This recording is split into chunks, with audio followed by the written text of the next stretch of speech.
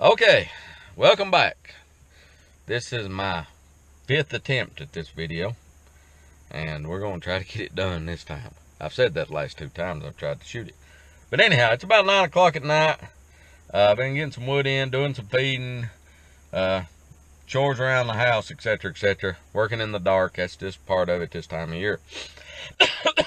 Got a bit of a head cold. I've had it for a month. Have 4 dry days in a row, and I can't remember the last time we've had that. It's been a while.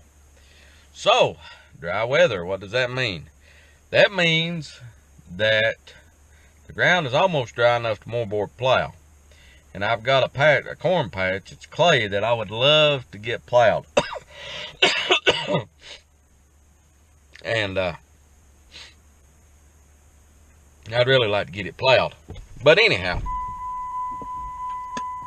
excuse me.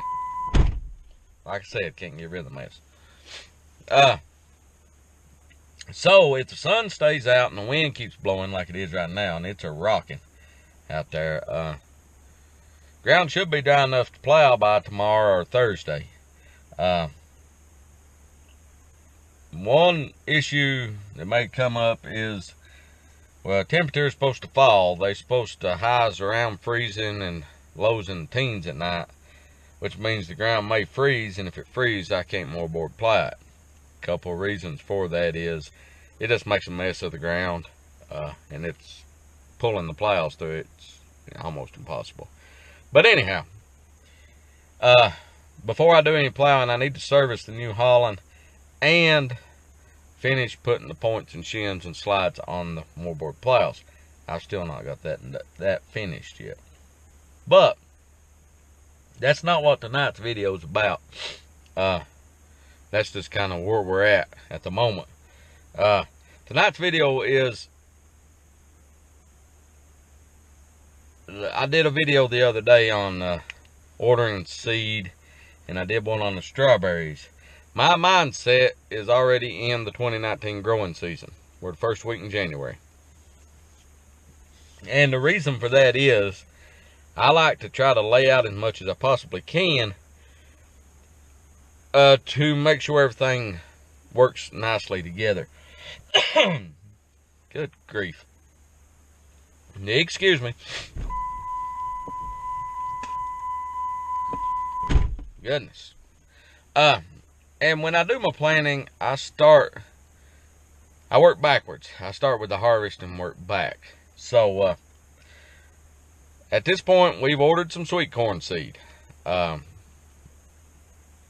farming partner ordered it. He called me. We talked briefly. He wanted a good bicolor, a good yellow, and,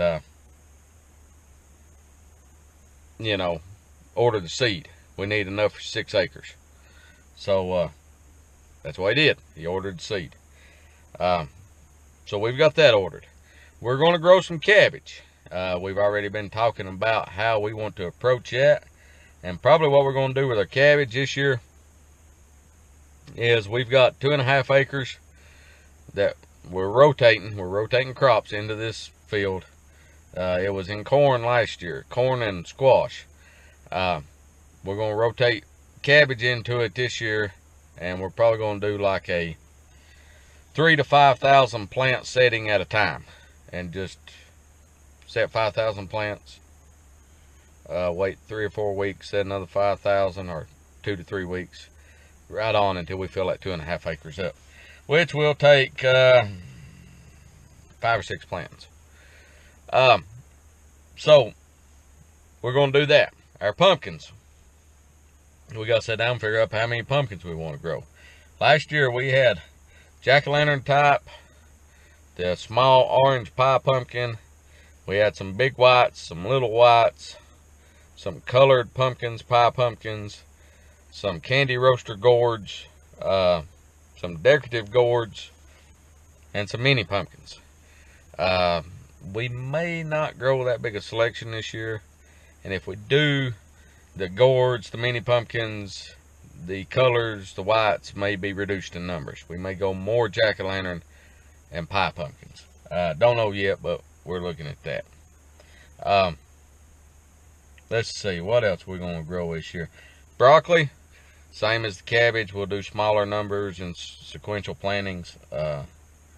We got our tail kicked on broccoli last year. But, you know, that's where we're at on that. But when we're looking at it, that we start planting early.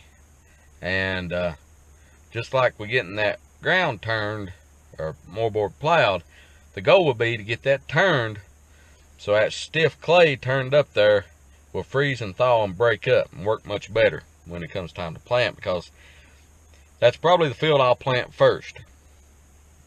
The reason for that being is it's on a hillside. I want to get that early spring rains. Last couple of years has not been a problem with rain and corn, but you never know. And then later in the year, I'll move the corn into the bottom areas where it's a little wetter throughout the year. That's the plan. So, goodness gracious, excuse me again. So that's kind of where we're at. People ask me sometimes about the varieties we grow. That varies greatly. With our pumpkins or our corn, stuff like that, we try something different about every year. Two of the corn varieties we will be growing will be Providence and Honey Select. Honey Select being a yellow and Providence being the bicolor. Justin from Just Living got some of the Providence last year. It's good corn. I think most people that get it are pleased. As far as the pumpkins, I don't know. I'll look at some research data. We'll try something new. We'll try some of the old standbys that we always grow, and you know, that do well in our area. That's another thing. The varieties that do well for me in the mountains of western North Carolina may or may not do well in some other area. They may do better than they do for me here, but you know, it can vary. If you're looking for, and I don't care to tell the varieties, I mean, it's no big secret, don't get me wrong, but if you're looking for a variety for your area, talk to older farmers. Some of them will not share that information. Just get used to that. You know, if you ask them and they say no, just leave it at that.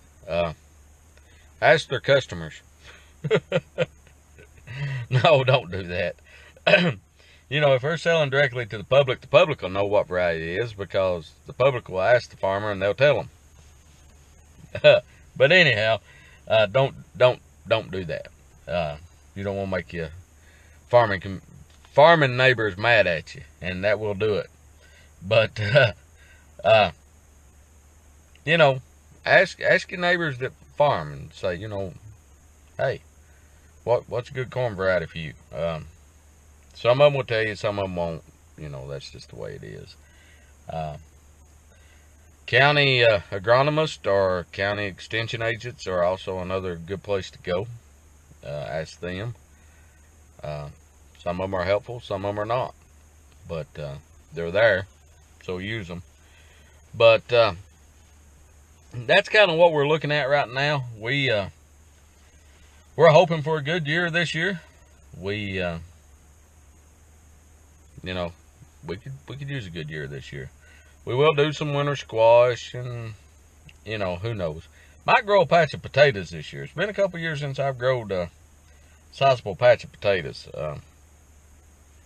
I may grow some potatoes. If I do, they'll be Kennebec.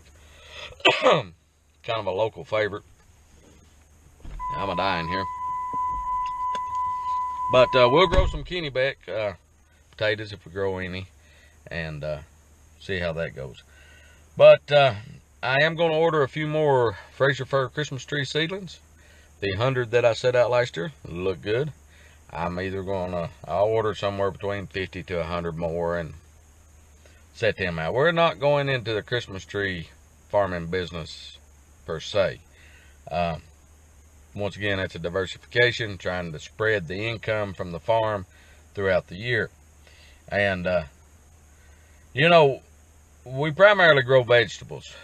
We have vegetables I've got a few apple trees. I've got the Christmas trees, and of course now we've got a few cows. And we're going to expand upon the cattle side of things somewhat. But you know, and the reason I have all this stuff is the issue with growing vegetables today is basically government regulations, good agriculture practices, gaps, and stuff like that. It's making it harder and harder on the small vegetable grower, period.